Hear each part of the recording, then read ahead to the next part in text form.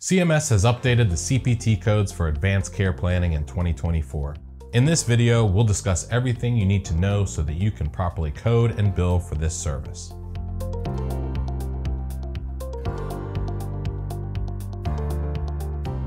Hi, this is Seth from ThoroughCare.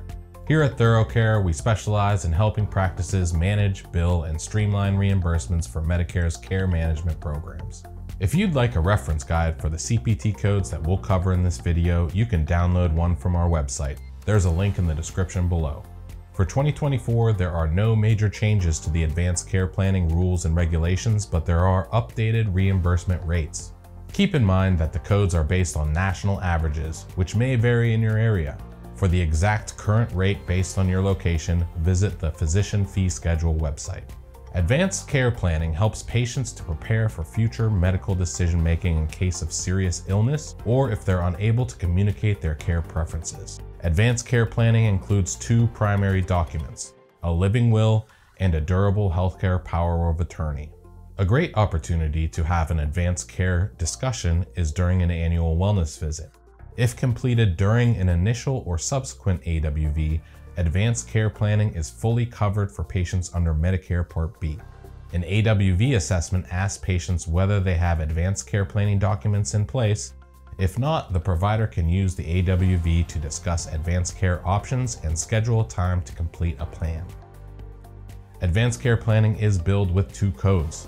The first CPT code is 99497.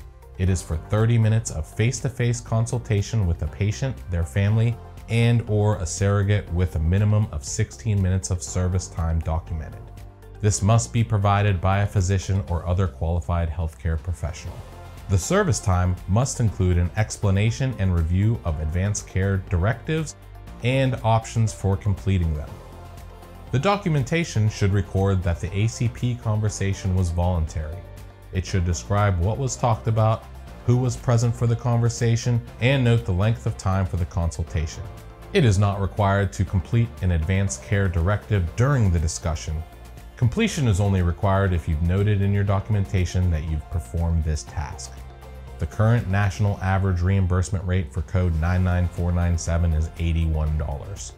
The second CPT code is 99498.